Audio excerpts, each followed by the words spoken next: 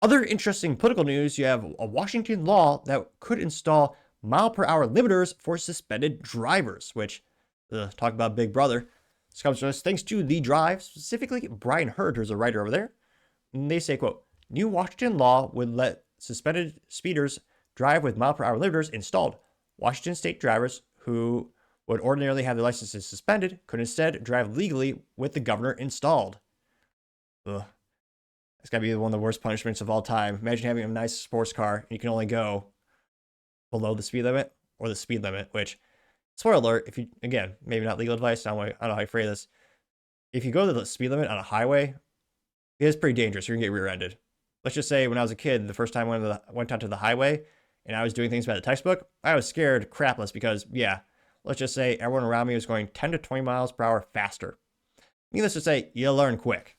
Now, specifically, going to the article, they say, quote, Washington state is facing a traffic enforcement crisis that has prompted lawmakers to introduce a bill that would give holders of suspended licenses the opportunity to drive and continue driving in a, quote, new speed restricted license that mandates the use of an electric top speed governor.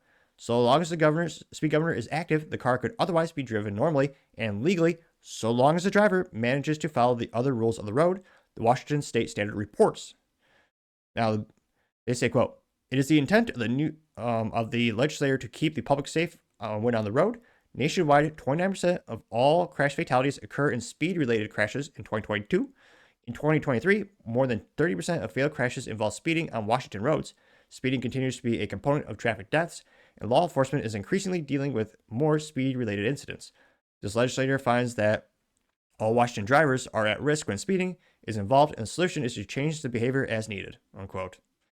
Despite the stated intent, the bill includes no provisions for preventing or reducing speeding in the first place. Instead, it merely acknowledges the fact that the most egregious violators are continuing to drive despite having their licenses suspended.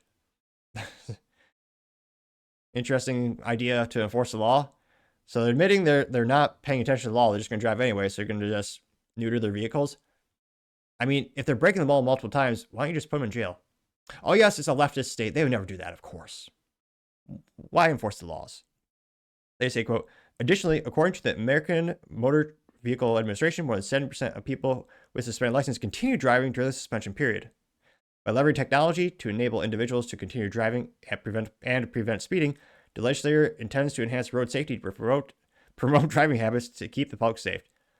The bill would also define excessive speeding as traveling at least 20 miles per hour over the posted limit. In some instances, or as we call it in Texas, a regular Monday or Tuesday, in some instances, being found guilty of excessive speeding in addition to other violations would automatically require the driver to switch to a speed-restricted license and install a intelligent speed assistance device if they want to continue operating a motor vehicle.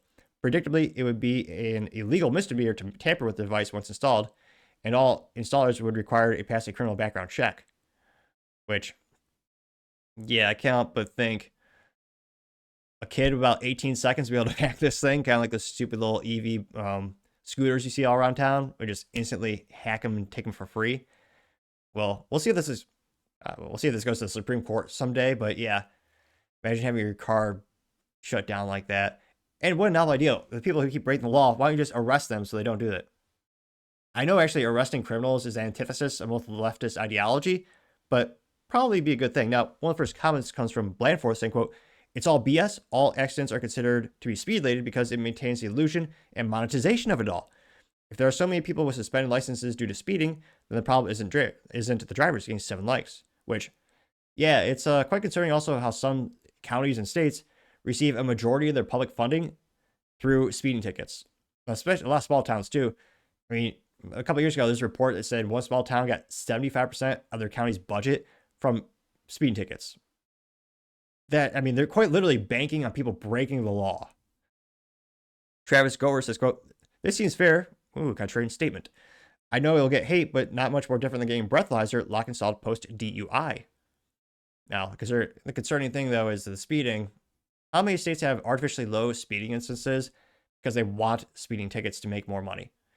It's 2025. A speed limit of 55, that's ridiculous. It should be at least 75 miles per hour on all major highways. There's some corrupt areas in the Midwest, Illinois, where decades after the gas crisis, they still have 55-mile-per-hour instances of highways. Back then, they did it because the country, oil crisis. We want to make cars more fuel efficient. One of the easiest ways to do that is going at efficient speed. And yet, they never changed it back up because they make buchels of money off the extortation. I would argue the extortation with speeding tickets. Let's see here. Scrolling down more and more. ACT 9892 says, quote, Washington resident here, I think this is a waste of time. Most speeders are caught not on the freeway, but on the streets with lower speeds. A max speed limiter would be worthless for those people. The limiter would still need to allow driving above 70 miles per hour, or it would need to have an accurate GPS map with posted speed limits for every street. Not practical at all. Let's see here. Somebody named Dat Son of a Bitch, which A+, because I can't believe they're thinking of the Nissan car, the Datsun, or, well, previously Nissan, nevertheless. It says speed limit 55 mile per hour because you get a ticket. No problem. Just go everywhere 55 mile per hour and they'll average out. You should continue saying, quote, 15 mile per hour in the school zone. F the kids. 35 mile per hour residential area. Get bad Karen. I mean, I've seen worse ideas, but this does make me laugh. Getting 5 likes or upvotes. Let's run down more and more. Gust Liam says, quote, oh, nothing about this idea can go wrong. How about the, quote, intelligent speed-assisted devices going to work on my 1978 carbureted crap can that I can still drive because I can't afford a new car? Besides, a person can still be reckless, a-hole at 3 miles per hour, which, I mean, that's part of the reason why big government is working, I suspect, with the automakers to force, again, Republicans and Democrats both said, yeah, it's a good idea, to force automobiles to have a remote shutoff, which is creepy and dystopian as hell, referencing 1984 for the millionth time on the show. Yeah, everyone should read it, and then it makes you depressed when you consider how much evil modern governments are compared to that book. But nevertheless, somebody with Stay Classy says, no, bad idea. Tried to get in Washington, gave 1 like. Cartman says, quote, Washington state motto, how can I be more stupid today than I was yesterday, getting 2 likes. So again, this is just a proposal for now. We'll see if it gets passed, and there may very well be some legal correlations to the breathalyzer arguments, where in some areas they do force that to get installed on your vehicle. But yeah, when it comes to speeding, my 3 cents, it used to be 2 cents, but 40-year hyperinflation got to be 3 cents. Most speeding is usually about tickets and making revenue for areas. But let me know your thoughts, because as always, be fascinated to hear what you have to say. Thank you, everyone, for taking the time to tune in. Again, trying to get to 4,000 subscribers by the end of the month. So if you can click that button, I greatly appreciate it. Also, give me a thumbs up, thumbs down, or comment. It's a great way to give me some additional feedback, letting me know how I can make the show better and better. Lastly, don't forget to take time to tell your family, tell your friends, tell your coworkers, heck, tell your enemies, anyone and everyone. Just stay safe and fight the good fight.